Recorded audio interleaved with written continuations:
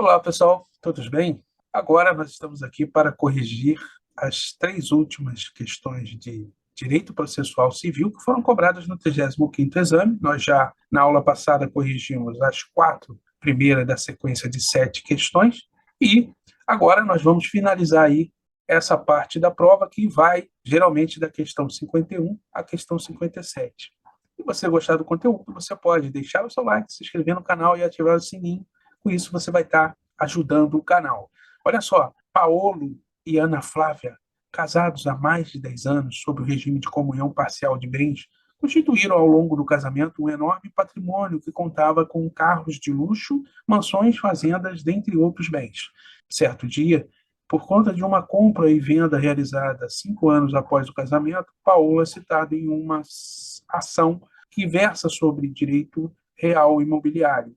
Ana Flávia, ao saber do fato, vai até seu advogado e questiona se ela deveria ser citada, pois envolve patrimônio familiar. Sobre o assunto, o advogado responde corretamente que, no caso, é a preço, e aí, pessoal, a banca vem e dá uma série de assertivas no sentido de aferir o seu conhecimento aí sobre o tema. Artigo 114 do CPC, olha só.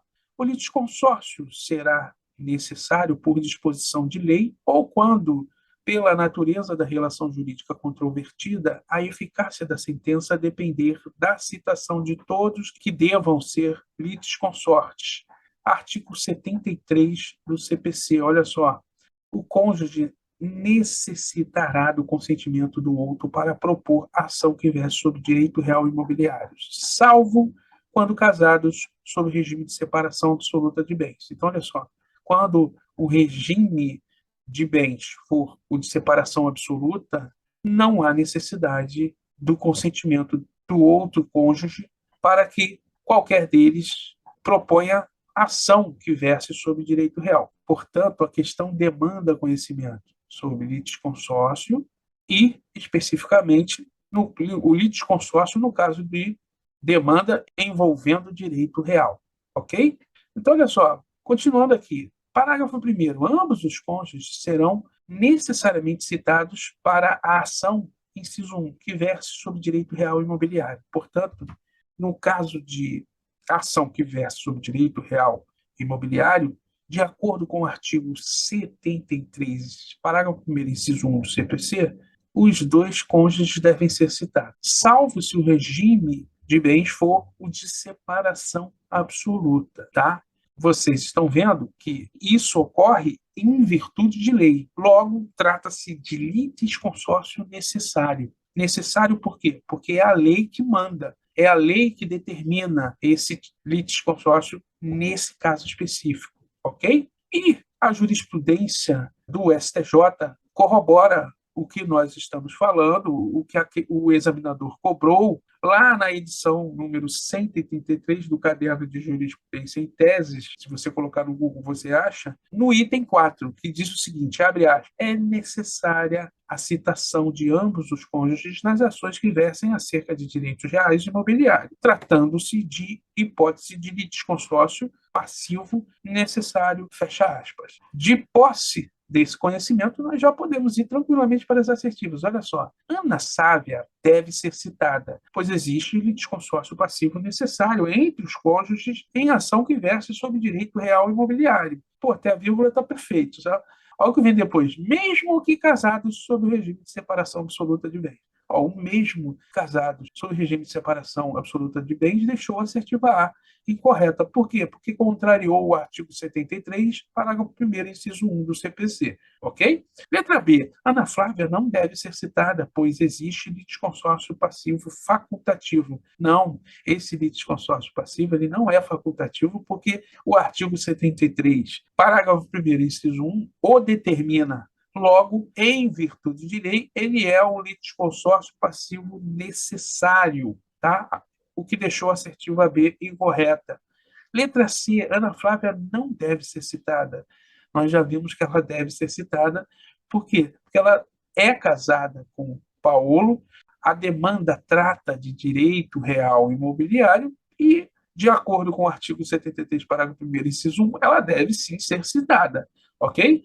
O gabarito é a letra D, olha só. Ana Flávia deve ser citada, pois existe litisconsórcio passivo necessário entre os cônjuges, em ação que verse sobre direito real imobiliário, salvo quando casados sob regime de separação absoluta de bens.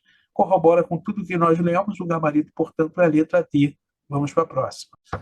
Olha lá, pessoal. Pedro, representado por sua genitora, propõe ação de alimentos em face de João, seu genitor, que residia em Recife. Após desconstituir o advogado que atuou na fase de conhecimento em Belo Horizonte, onde o autor morava quando do início da demanda, a genitora de Pedro procura você, na qualidade de advogado ou advogada, indagando sobre a possibilidade de que o cumprimento da sentença tramite no município de São Paulo, onde atualmente ela e o filho residem, ressalvado que o genitor não mudou de endereço, portanto, o genitor ainda reside em Recife, tá?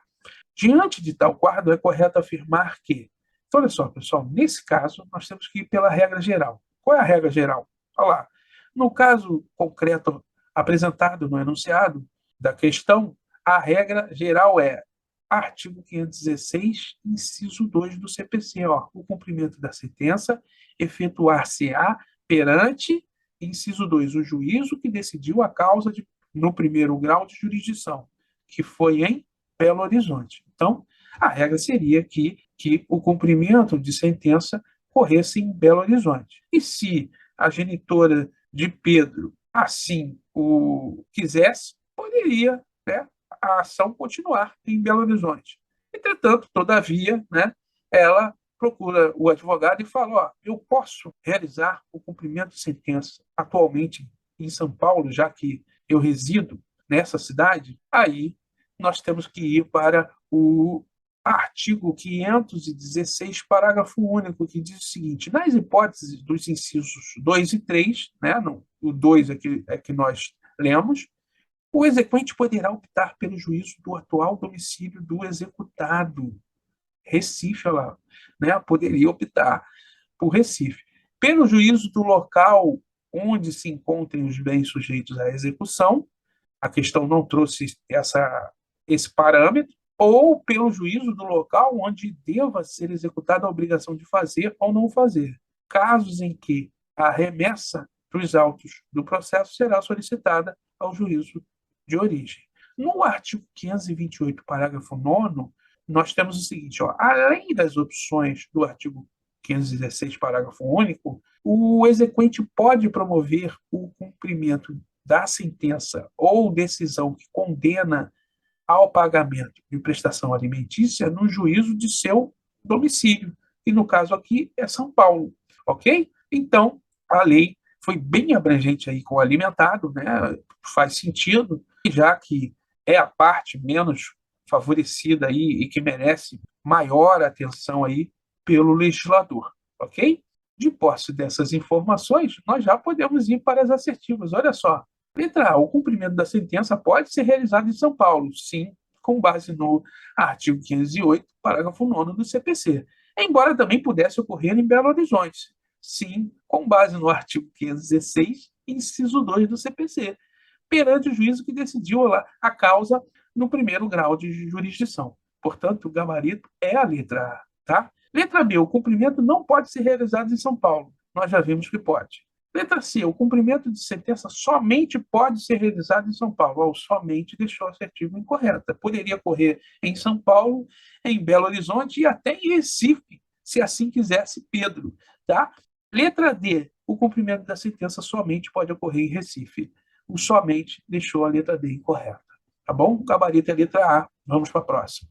Olá, pessoal. Paulo Filho pretende ajuizar uma ação de cobrança em face de Arnaldo José, tendo visto um contrato de compra e venda firmado entre ambos. As alegações de fato propostas por Paulo podem ser comprovadas apenas documentalmente, e existe uma tese firmada em julgamento de casos repetitivos. Ao questionar seu advogado sobre isso, a sua pretensão, Paulo Filho buscou saber se existia a possibilidade de que lhe fosse concedida uma tutela de evidência com o intuito de sanar o problema de forma mais séria.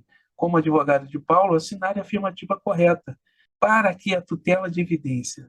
Questão interessante, né, pessoal, que trata aí da tutela de evidência. E você deveria saber aí as características e o que o legislador trouxe lá do CPC.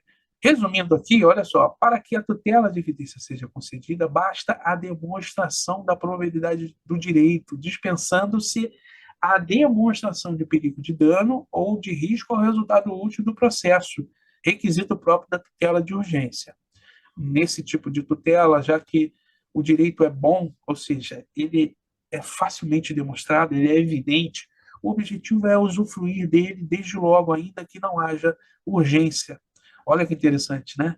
Artigo 311 do CPC, a tutela de evidência será concedida independentemente da demonstração do perigo de dano ou de risco ao resultado útil do processo, quando, e aí ele traz uma série de situações nas quais a tutela de evidência pode ser concedida. Inciso 1. Ficar caracterizado o abuso de direito ou o manifesto propósito protelatório da parte. Inciso 2. As alegações de fato puderem ser comprovadas apenas documentalmente. É o caso aqui, né? E houver tese firmada em julgamento de casos repetitivos ou súmula vinculante. Inciso 4.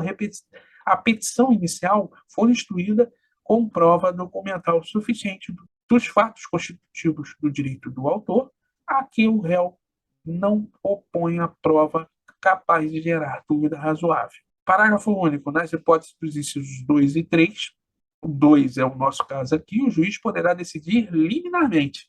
De posse dessas informações, nós já podemos ir para as assertivas. Olha só. Letra A. A tutela de evidência será concedida caso seja demonstrado perigo de dano ou risco ao resultado útil do processo. Não, esses requisitos são características da tutela de urgência e não da tutela de evidência, de acordo com o caput do artigo 311 do CPC. O caso seja demonstrado perigo de dano e risco ao resultado útil do processo, deixou a assertiva A incorreto. Letra B. A tutela de evidência será concedida independentemente da demonstração de perigo de dano ou risco ao resultado útil do processo. Opa, até a vírgula está perfeito. Somente, nós vemos que existem 4 situações em que a tutela de evidência pode ser concedida. Quando ele coloca somente quando ficar caracterizado abuso de direito, de defesa ou manifesto propósito protelatório, o somente deixou a assertiva B incorreta. C. A tutela de evidência será concedida independentemente da demonstração de perigo de dano ou de risco ao resultado útil do processo, quando as alegações de fato puderem ser comprovadas apenas documentalmente e houver tese firmada em julgamento de casos repetitivos ou súmula vinculante. A letra C está correta. Veja que não tem somente, né? Quando as alegações de fato puderem ser comprovadas apenas documentalmente, é uma das hipóteses. E, realmente, nesse caso, pode ser concedida a tutela. Gabarito é a letra C. Letra D. A tutela de evidência será concedida independentemente da demonstração de perigo de dano e de risco ao resultado útil do processo, somente quando a petição inicial for instruída com prova documental suficiente dos fatos constitutivos. O somente deixou a assertiva incorreta porque dá a entender que é somente nessa hipótese, quando na realidade existe no mínimo 4 hipóteses, ok? Gabarito é a letra C. Com isso, nós terminamos aí a correção da disciplina Direito Processual Civil para a primeira fase da OAB. Espero com isso ter ajudado os alunos e alunas aí nos seus estudos. Um forte abraço, até a próxima.